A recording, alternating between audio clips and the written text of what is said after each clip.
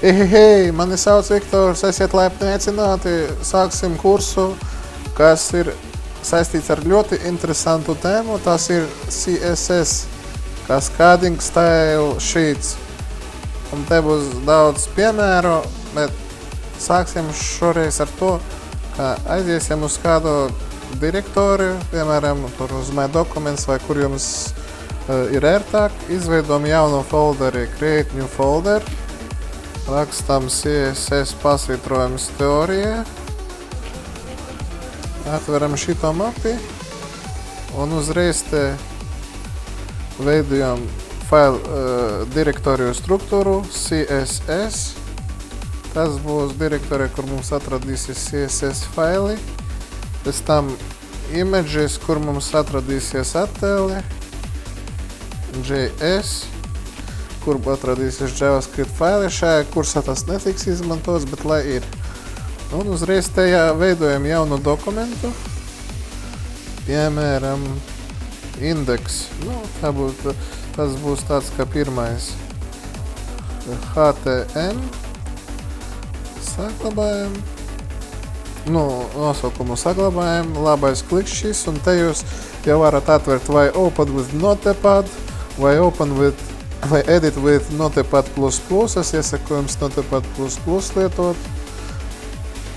Es gan izmantoju citu editoru, vienkārši man šobrīd tā visa lieta ir Linuxā.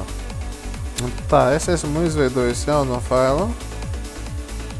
Tad es eju uz savu vietni, kur ir raksts ievads, kas īstenībā ir CSS.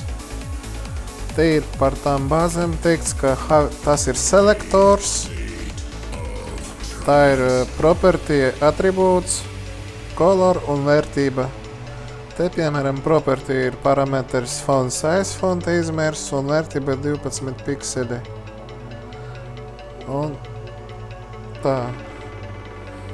Piemēram, un man te ir arī piemērs, kur var uzreiz atvert. Kāpēc es to esmu atveris? Vienkārši es nokopēju saturu, iekopēju savu faila indeksu HTM un saglabāju. Tagad eju uz mapi, dubult klikšķis un fails ir atveries.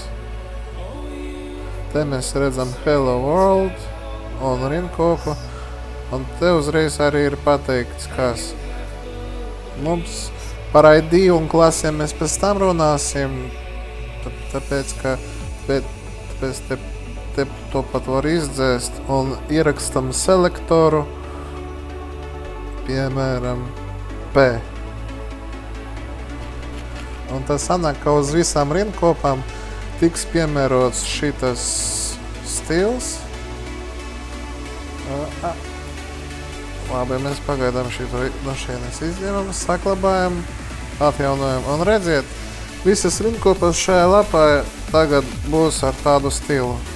Vēl, ja runāt pa stiliem, ko jums gribu pateikt, ka te ir raksts, kur var tā mazliet teoriju izlasīt.